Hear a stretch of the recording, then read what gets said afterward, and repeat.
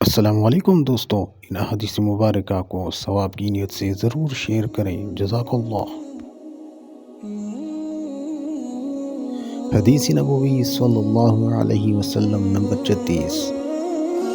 حضرت عبادہ بن صامت رضی اللہ تعالی عنہ بیان کرتے ہیں، میں نے رسول اللہ صلی اللہ علیہ وسلم کو فرماتے ہوئے سنا، جو شخص گواہی دے کہ اللہ کے سوا کوئی معبود برحق نہیں اور محمد صلی اللہ علیہ وسلم اللہ کے رسول ہے، اللہ نے اس کو جہنم پر حرام کر دیا ہے۔ حدیث نبوی صلی اللہ علیہ وسلم نمبر 37۔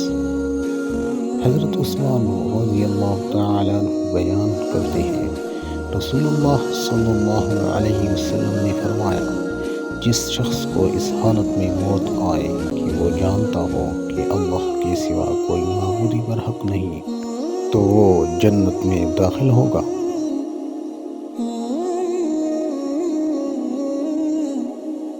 حدیث نبوی صلی اللہ علیہ وسلم نمبر 38۔ حضرت جابر رضی اللہ تعالیٰ عنہ بیان کرتے ہیں، رسول اللہ صلی اللہ علیہ وسلم نے فرمایا، دو خصلتیں باعث معجب ہیں۔ کسی شخص نے عرض کیا، اللہ کے رسول، وہ دو معجب کیا ہے؟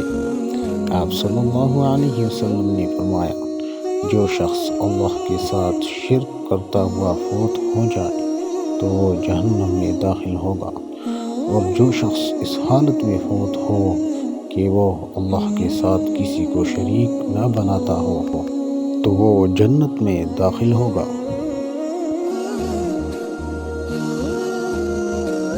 حدیث نبوی صلی اللہ علیہ وسلم نمبر 40۔ حضرت معاذ بن جبل رضی اللہ تعالیٰ عنہ بیان کرتے ہیں، رسول اللہ صلی اللہ علیہ وسلم نے مجھے فرمایا، اس بات کی گواہی دینا کہ اللہ کے سوا کوئی معبود برحق نہیں، جنت کی چابی ہے۔